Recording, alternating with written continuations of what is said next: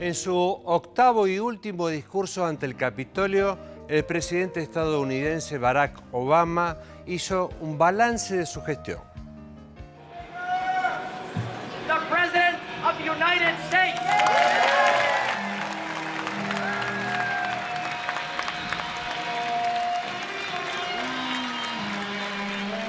Fueron 5.400 palabras. Fue también su último discurso sobre el Estado de la Unión. Con un pie en la historia, el primer presidente afroamericano de los Estados Unidos transita el tramo final de su último mandato, dividido entre el declarado temor sobre un eventual triunfo republicano en las presidenciales de 2016 y la aceptación de algunas cuentas pendientes que deberá definir si quiere desnivelar la balanza de las preferencias a favor de su propio partido. Por eso, si bien Obama no señaló puntualmente a Donald Trump, subido a una ola de creciente popularidad, la sombra del magnate sobrevoló parte del mensaje presidencial ante el Congreso. Principalmente cuando se refirió a la necesidad de abandonar el miedo en la construcción política, en obvia referencia a la agresiva retórica del millonario que apunta dardos envenenados contra los inmigrantes, los latinos y los musulmanes por igual. Quizás sea justamente esto, la posibilidad de un cambio en el color partidario del próximo inquilino de la Casa Blanca, lo que haya hecho que esta vez, en lugar de presentar como es habitual su programa legislativo para el año, Obama haya fijado más su mirada en las próximas décadas. It's one of the few regrets of my presidency that the rancor and suspicion between the parties has gotten worse instead of better. I have no doubt a president with the gifts of Lincoln or Roosevelt might have better bridged the divide. And I guarantee I'll keep trying to be better so long as I hold this office. A menos de 3 semanas del inicio de los caucus y las elecciones primarias que decidirán a los candidatos demócrata y republicano para las elecciones de noviembre, el presidente fijó 4 prioridades. Una economía más equitativa y segura, una tecnología que mantenga al país a la vanguardia de la innovación y permita combatir amenazas como el cambio climático, una política exterior que garantice el liderazgo y un estilo de hacer política más amable y menos polarizado.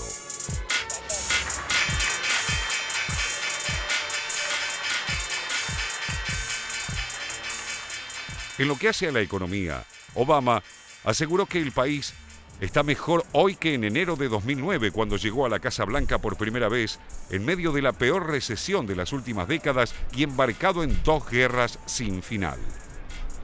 En tal sentido, exhibió las mejoras de la economía de los últimos meses y lo que calificó como logros de su administración, entre ellos la reforma del sistema sanitario que permitió el acceso a una cobertura médica a millones de personas, aunque también admitió que esos cambios profundos aún mantienen a muchos estadounidenses preocupados.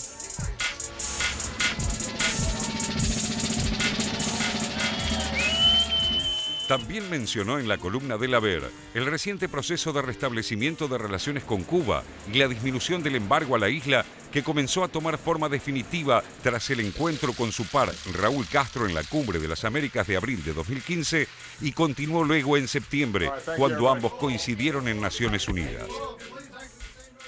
50 years of isolating Cuba had failed to promote democracy. It set us back in Latin America. That's why we restored diplomatic relations, opened the door to travel and commerce, positioned ourselves to improve the lives of the Cuban people.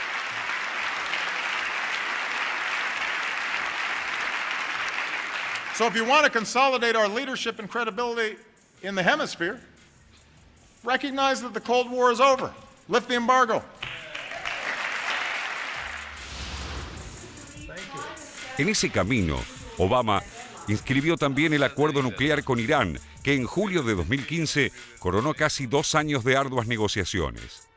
En la columna del Debe, Obama admitió que el cierre de la prisión de Guantánamo, prometida en la campaña de su primer mandato, aún es un tema pendiente al que dedicará el último tramo de su gestión.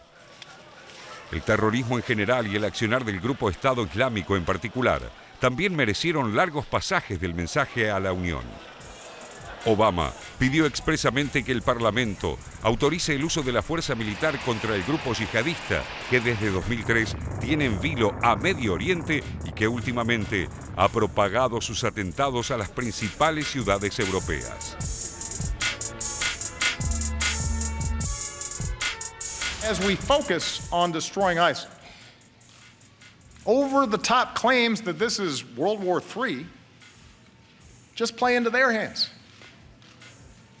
Masses of fighters on the back of pickup trucks, twisted souls plotting in apartments or garages, they pose an enormous danger to civilians. They have to be stopped. But they do not threaten our national existence.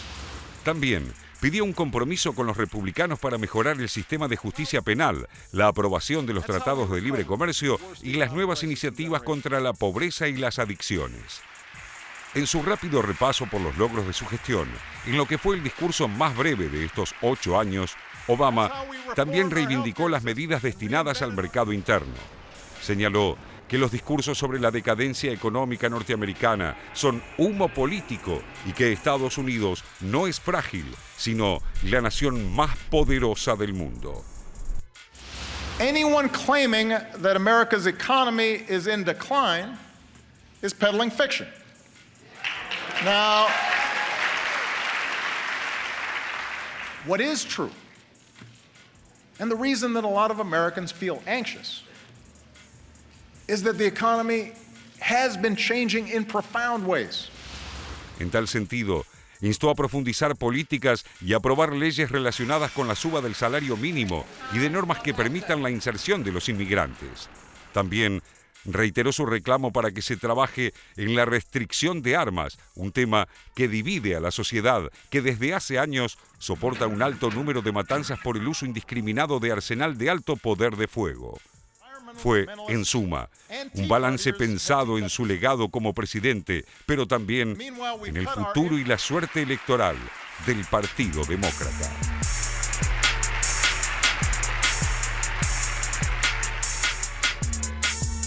Siempre esperado este discurso, claro está, por parte de los presidentes de los Estados Unidos, con vistas a las primarias, nuevas elecciones, un repaso de su gestión, pero aprovechó, claro está, para sentar, y lo dijo en varias oportunidades, habló del rencor, de la división, tomó palabras del Papa Francisco respecto de no imitar el odio, y sin nombrarlo se dirigió a Donald Trump y todo lo que él está pregonando respecto de profundizar las divisiones y mirar a lo desconocido, al extranjero, como la amenaza para los Estados Unidos. Repasó Cuba, pidió el levantamiento del bloqueo, dijo que hay que entender que se terminó la Guerra Fría, claro está. Guantánamo, algo que siempre dijo que lo iba a cerrar, pero que no lo ha logrado. Innecesaria, costosa, pero sigue abierta allí, y con el tema de la tortura de manera implacable. La economía llegó con un país realmente muy complicado, Barack Obama. Algunos dijeron: ¿será el producto del marketing? ¿Necesitamos una cara diferente? ¿Un hombre negro al frente del gobierno de los Estados Unidos? ¿Cuánto hizo en esta materia? Él dice que los discursos que hablan de la decadencia económica son humo político. ¿Cuánto hay de esto? ¿Sigue siendo la nación más poderosa del mundo, Rulo? Seguramente lo sigue siendo, pero con algunas debilidades que no terminan de demostrarse o ponerse sobre la mesa, ¿no? Pareciera que la economía en esto sale del centro del escenario, de por lo menos este tipo de discursos. Mencionaba Rosario los periodos anteriores, 2008, 2012, fueron años donde era clave la discusión económica y el tema de la crisis económica y cómo afrontaba la principal nación del mundo, la principal economía del mundo, esa crisis. Esta vez casi que desaparecieron algunos de los temas centrales. Claro, lo que preocupa a la economía estadounidense parece ser que es el tema de la inmigración por su impacto, o la seguridad, ¿no, Telma? Que es uno de los temas clave que está muy vinculado también a la economía. Exactamente, es interesante algo que él dijo, y es que las Fuerzas Armadas tienen un gasto que es equivalente al de las 8 naciones siguientes en el mundo. Y esas 8 naciones siguientes son nada menos que China, Francia, Rusia, digamos, no son naciones que gastan poquito. Pero en realidad no es tan así. Es solo las Fuerzas Armadas, pero si tomamos en conjunto al Ministerio de Defensa, lo que gasta el Ministerio de Defensa de Estados Unidos es equivalente a los 200 países restantes que hay en el mundo. O sea, Solo Estados Unidos gasta lo mismo que los 200 países restantes sumados. Es impresionante. Y justamente en la revista Forbes salió un dato sobre quiénes son los mayores empleadores en el mundo, y el mayor empleador en el mundo es el Departamento de Estado, el Departamento de Defensa, con 3.2 millones de personas. Uno podría pensar que es Walmart, que es McDonald's. No, por ejemplo, McDonald's tiene 1.900.000, casi 2 millones, algo parecido a Walmart. El Departamento de Defensa tiene 3.2. Y es interesante porque la concepción que en general prima de Estados Unidos es que es un Estado chico, donde hay mucho más empresa privada. Y no, no es así. Solo uno de los ministerios, que es el de Defensa, tiene 3.2 millones de personas y, por supuesto, lo pagan los ciudadanos con sus impuestos, ¿no? Es bastante llamativo esto. Sí, además un aparato de defensa gigantesco con múltiples dependencias, y justamente remite a algo que él dijo en su discurso, porque Barack Obama lleva adelante en su discurso varias preguntas retóricas respecto del futuro de su nación. Si bien él dice, bueno, yo no me puedo adelantar demasiado porque me voy, pero dice en un momento, ¿cómo haremos para garantizar la seguridad de Estados Unidos y liderar el mundo sin convertirnos en su policía? Pregunta retórica. Bueno, digo, esto lo plantea... Yo tengo una respuesta. No es una interpretación mía, lo dice él textual. Entonces, claro, está ligado con lo que vos decís.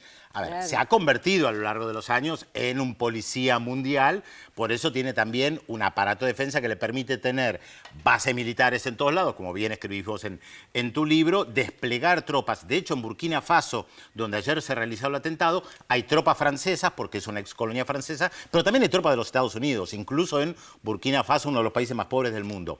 Ahora, hay otro elemento que vos planteabas, Raúl, en el momento de lo económico que tiene que ver con la inmigración y que tiene que ver con América Central. De hecho, esta semana asumió como nuevo presidente de Guatemala Jimmy Morales, y Estados Unidos envió a Joe Biden, el vicepresidente, para sentarse con Jimmy Morales a discutir el tema de inmigración, y además se encontró con los presidentes de El Salvador y Honduras. ¿Por qué? Muy alto cargo, es por ejemplo el que se mandó Claro, a Brasil. Claro, muy alto cargo, pero que tiene que ver con algo que ellos ven como un problema, que son los inmigrantes que pasan por las fronteras mexicanas para llegar a Estados Unidos, salvo el tema de los cubanos, que es un tema aparte por cuestiones políticas, pero bueno, es un tema que hemos analizado mucho en nuestro programa. Tal cual, hubo varias menciones en el discurso de Obama al tema de los inmigrantes, varias alusiones de diferentes enfoques, pero indudablemente para los países de Centroamérica además constituye un tema fundamental, además por lo que significan las remesas económicas, remesas, ¿no? claro. Lo que mandan a sus familiares, aquellos que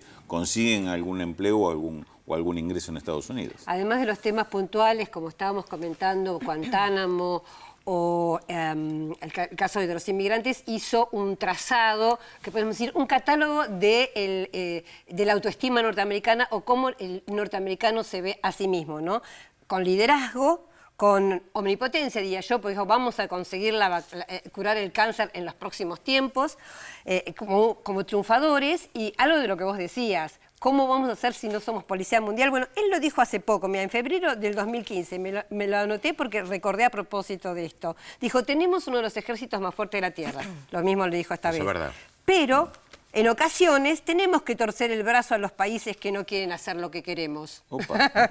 Esto lo dijo en febrero del 2015. Entonces, ese es también la autoestima norteamericana. Somos los mejores, pero si no nos reconocen que somos las mujeres, siempre tenemos la fuerza para imponernos. Cuando termine su mandato va a ser interesante hacer un informe en nuestro programa, porque tuvimos la oportunidad de estar antes de que asumiera, vimos todo su derrotero en las primarias, llega a la presidencia, vamos a tener la posibilidad de analizar 8 años de presidencia del presidente de la potencia mundial más importante, sin lugar a dudas.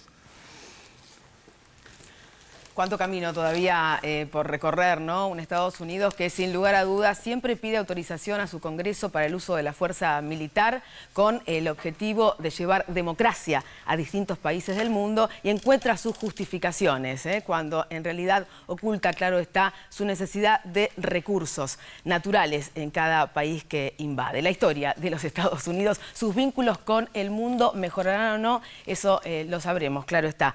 Tenemos que hacer una nueva pausa, tenemos mensajes mensajes? Exactamente, Mensajes, Rosario. Dicen que sí, claro, incógnita, Félix. Vamos. Susana de Congreso dice contenta de que estemos al aire en el mes de enero, no nos tomamos vacaciones, claro que no, vamos a seguir. También se comunicó con nosotros María Cristina desde Tucumán, dice que es licenciada en Historia, destaca el nivel de los informes de Visión 7 Internacional de los columnistas y dice que le viene muy bien, así que muchísimas gracias a todos los que se comunican con nosotros. Decíamos, nuevo dato de la incógnita, atención, recuerden, pueden comunicarse al 0800 444 1777 y 4535-0709, también lo pueden hacer a través de la red social Facebook, Yo Veo Visión 7 Internacional, o a través del mail v7inter@gmail.com. Bueno, nuevo dato de la incógnita, en la década del 70, nuestro personaje, que está allí en la fotografía, creó en Nueva York su primera composición musical basada únicamente en el uso de un sintetizador. ¿Quién es nuestro personaje de hoy? 0800 444 1777 4535-0709. Le adelantamos el tema que vamos a desarrollar en el próximo bloque. México y el narcotráfico. Con más de 160.000 muertos y 27.000 desaparecidos, el raíz mediático desatado por la recaptura del Chapo Guzmán no impide que el crimen organizado continúe golpeando al país. Los detalles luego de la pausa, ya volvemos.